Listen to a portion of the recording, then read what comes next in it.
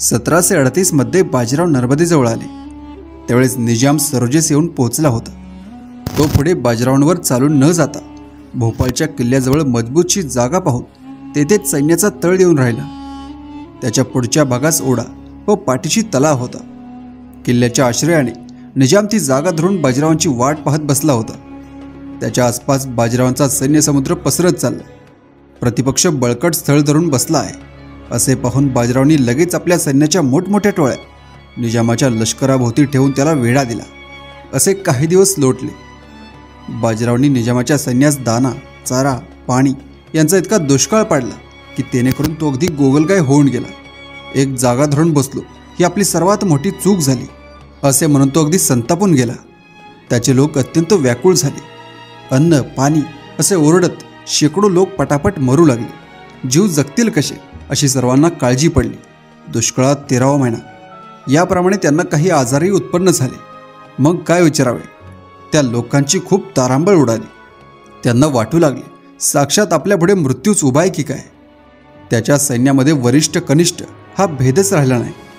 खुद्द निजामास कोणी डुंकून पुसेना, ज्याला जसे भावेल तसे त्यांनी करावे अशी धांदल उडाली। जो तो आपापल्या जीवाच्या फिरकीत पडला। श्रम, तहान, ऊन यांच्या योगाने अतिशय व्याकुळ होऊन रस्त्यावर कितीतरी प्राण सोडू लागले।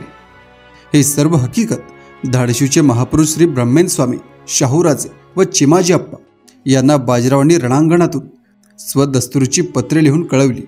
त्यांनी त्यात लिहिले, म्हातारपणी निजामाच्या बुद्धीस भ्रंश झालाय असे वाटते।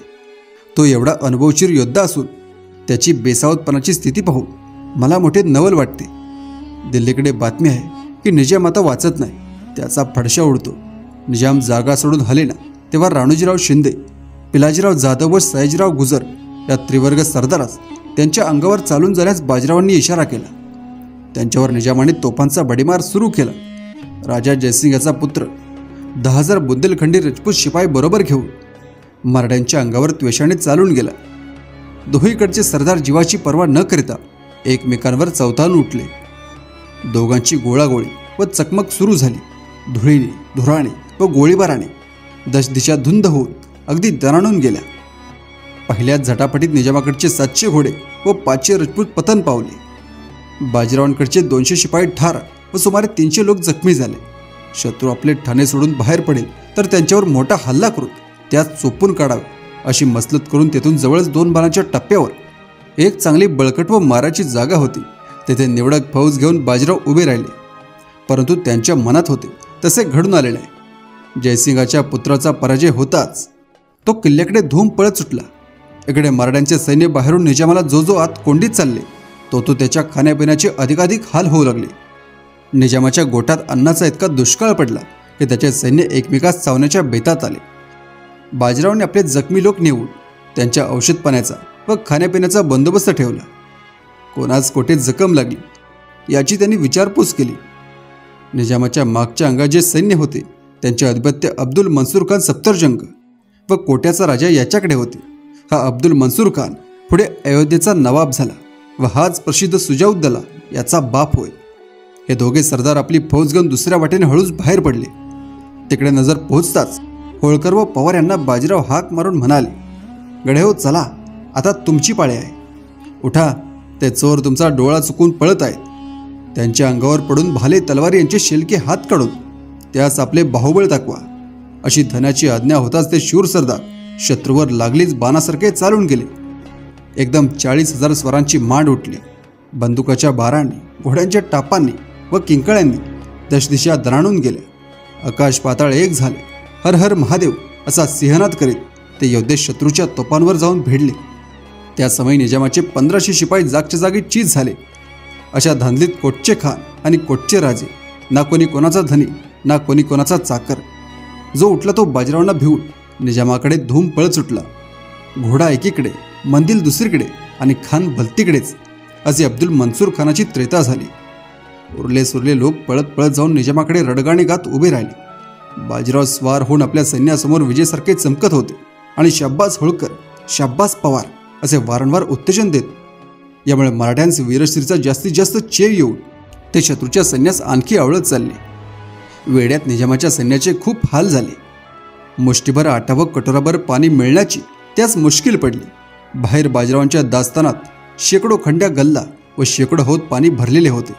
त्यांचे लोक कोणत्या वेळेस कोणत्या अंगाने आपल्या अंगावर तुटून पडून आपल्याला मृत्युमुखात टाकतील याचा शत्रूला भरोसा लागेना. त्यामुळे निजामाचे शिपाई डोळ्यात तेल घालून खडा पहारा करीत होते. त्यांचे कित्येक दिवस अहोरात्र पात्यास पाते लागले नाही. मनुष्यात जीवापेक्षा प्यारी वस्तू कोणतीही नाही हे खरे आहे. आता कसे तरी आपले प्राण वाचोत असे मनात आणून आम्ही तुमच्या पक्षास येऊन मिळतो, आमचा अंगीकार करावा असे निजामाच्या राजपूत शिपायांनी बाजीरावांकडे बोलणे लावले. परंतु वेड्यात शत्रूची संख्या जितकी जास्त असेल तितका तो जेरीस लवकर येतो हे एक झाले. आणि जो आपले इमान खाचीत घालून पूर्वीच्या धन्याला सोडून दुसऱ्याच मिळतो तो दुसऱ्या धन्याबरोबरही बेईमानी करणार नाही हे कशावरून हे दुसरे. अशा दोन कारणांनी त्या राजपुतांचे म्हणणे बाजीरावांनी कबूल केले नाही. निजामाने दिल्लीस गुप्तपत्रे पाठवली की मी मोठ्या संकटात पडलो आहे, मला लवकर येऊन सोडवा. नाही पक्षी माझी धडकत नाही. तेव्हा त्याच्या मुक्ततेसाठी दिल्लीत वरकांती तयारी सुरू झाली. परंतु वास्तविक प्रकार असा होता की दिल्लीच्या दरबारात निजामाचा उत्कर्ष सहन होत नसे. यामुळे बाजीरावांनी त्याची अशी तारांबळ उडवलेली पाहून सर्व दरबारी लोकांच्या नेत्रातून आनंदाश्रूंच्या धारा चालल्या. हा प्रकार बाजीरावास पूर्वीच इत्थंभूत कळला होता. त्यामुळे दिल्लीची हालचाल पाहून ते अगदी डगमगले नाही. निजामाने आपला पुत्र नासिर जंगी याचकडे गुप्तपत्रे पाठवली. त्याचवरून जंगाची फौज औरंगाबादेहून निघाली व तो शूर पुत्र आपल्या बापास सोडवण्यासाठी मोठी फौज बरोबर घेऊन हैदराबादेहून निघाला. बाजीरावांना ही खबर कळली तेव्हा त्यांनी सेनासाहेब सुभा रघोजी भोसले यास पत्रावरही पत्रे पाठवले, तरी ते कुमकेच आले नाही. यानंतर भोपाळच्या समरभूमीवरून बाजीरावांकडून महाराजांना जरुरीने एक विनंतीपत्र गेले. त्यावरून यशवंतराव दाभाडे सेनापती सोनगडाच गुजरातीत होते. त्यांना पेशव्यांच्या कुमकेत जरूर निघून जावे असे राजाने स्वदस्तुरीचे पत्र लिहून निक्षून आज्ञा केली. बाजीरावांचे भाऊ चिमाजी अप्पा फौजबंद होऊन नासिर जंगाच्या फौजेस प्रतिबंध करण्यासाठी तापी नदीच्या काठी दबा धरून बसले. त्यांना बाजीरावांनी लिहिले, आप्पा, यावेळेस तुला जितकी फौज मिळेल तितकी जमा कर. फतेसिंग भोसले, शंभूसिंग जाधव, सरलष्कर वगैरे सरदारच दक्षिणेकडून तुझ्या मदतीस बोलाव. सेनापती दाभाडे, गायकवाड व बांडे हे सरदार अद्यापही तापी नदी उतरले नसल्यास त्यांना आपल्याजवळ ठेवून घे आणि सर्वजण मिळून नासिर जंगाच्या फौजीवर नजर ठेवा. त्याला अलीकडे येऊ देऊ नका. निजामाची तुम्ही काळजी सोडा, मी त्याची खबर घेतो. यावेळेस सर्व मराठे एकत्र होऊन मला मदत देतील तर दक्षिणेत शत्रू होता की नव्हता असे करून टाकील. वर सांगितल्याप्रमाणे निजाम मोठ्या अडचणीत पडला. तेथेच राहून आता उपयोग नाही असे जाणून ती जागा सोडून हळूहळू पलीकडे सरकत तो पिछाट करीत चालला. त्याच्या लष्कराबरोबर तोफा वगैरे जड सामान फार होते. यामुळे त्याच जलद गतीने मागे हटता येईना. त्यामुळे तो भयभीत हो माघारी वळून तो किल्ल्याच्या कोटात शिरला. आतली जागा एवढ्या सैन्यास पुरेशी नव्हती म्हणून काही लोक तटाच्या बाहेर राहिले. तट पाडण्याजोग्या मोठ्या तोफा बाजीरावांबरोबर नव्हत्या. तथापि त्यांनी बाणांचा आणि चापांचा व तोड्यांच्या बंदुकांनी श्रावण झडीप्रमाणे शत्रू सैन्यावर गोळ्यांचा वर्षाव चालविला. त्या योगाने निजामाचे धाबे इतके दणाणले की त्याला ताळणा तंत्र. शेवटी त्याने मारेन किंवा मरीन असा निश्चय केला व जड जड सामान होते तितके सारे भोपाळ व इस्लामगडे ते टाकून काही तोफा व उंटावरचा जेजाला मात्र बरोबर घेऊन निजामाची स्वारी एकदाची बाहेर पडली. तेव्हा एकदम हल्ला करून शत्रूच्या तोफा हस्तगत करून घ्याव्या अशी शिंदे होळकर यांनी बाजीरावांना सल्ला मसलत दिली. ते त्यांच्या पसंतीस आले आणि मराठ्यांनी तो उद्योग आरंभिला.